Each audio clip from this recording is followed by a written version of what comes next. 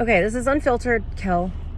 Because I'm driving and my the thing that usually holds my phone fell. That's why I can videotape while driving. Because I have a phone holder thingy. So I can be hands-free and it holds the phone. But right now I'm holding it. Don't tell anyone. But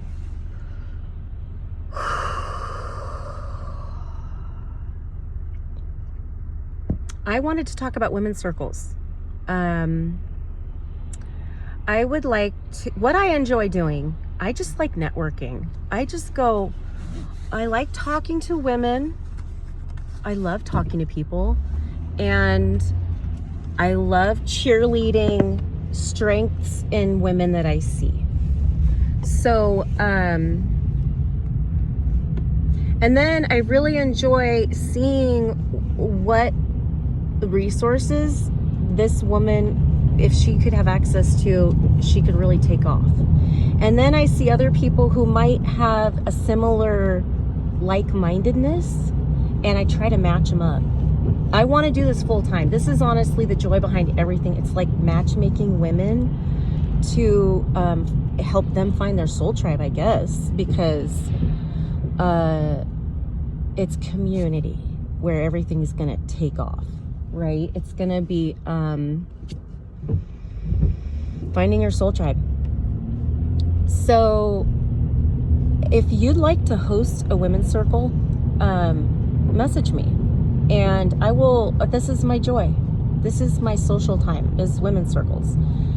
What area, so let me just share with you what I've learned about women's circles. First of all, you need a location. You can't have a women's circle without a location. It doesn't have to be a private home. It can be a restaurant, a park. It's just a place. Where do you want to meet up at? Does it handle the weather? Do you have all the things you need to meet up? So if you want to host one, if you have a home that if you want people to come to you, that's a good idea to host. If you want people to come to you. I can't do that right now. I can't. I'm not organized enough to have people at my house right now. I'm getting there. I'm getting closer, and I know it'll all happen at the right time, but I'm sort of practicing with people. So women know how to clean up their homes, and then you decide who you're comfortable inviting. How open do you want the invitation? And then I never have water. So, and then I'll just chat with you about what's your intention. What is your intention with this women's circle? Do you just want community? It has to be the host that decides the energy of the circle, the intention of the circle. It's the host. So the host decides on an intention and the location. It could be their house or wherever, the one that's going to show up.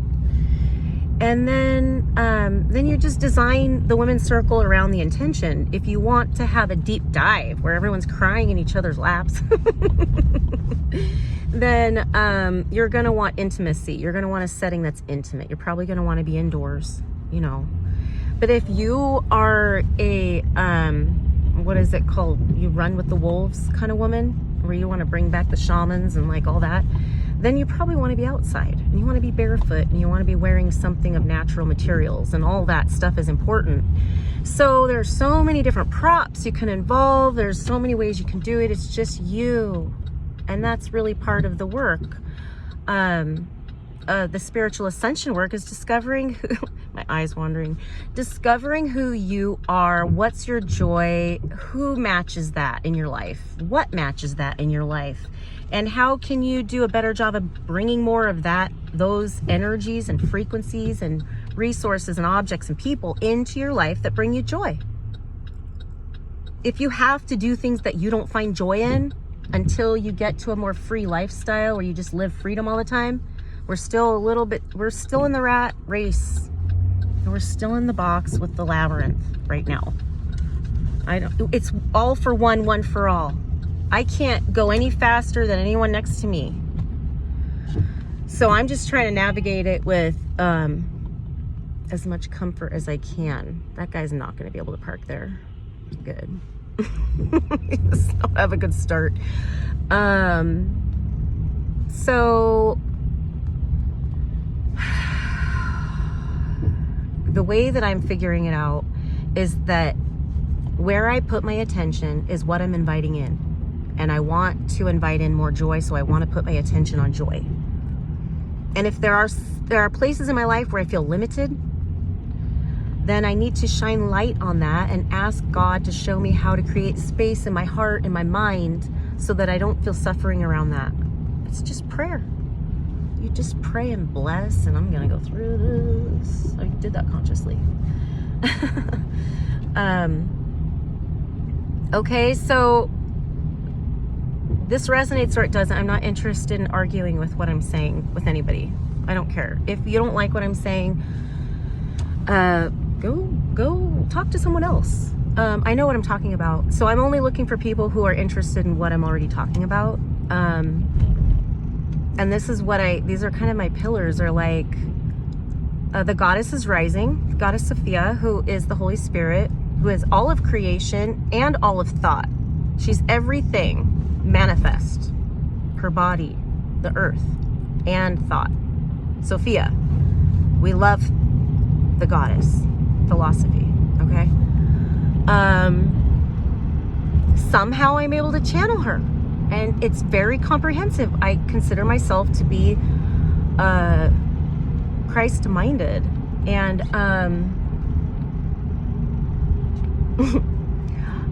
marijuana is welcome in that spirituality, okay? And we look at Ra and the sun god, and the sun is healing us, and there's Mother Earth. It's like they taught us that pagans were bad. Guess what?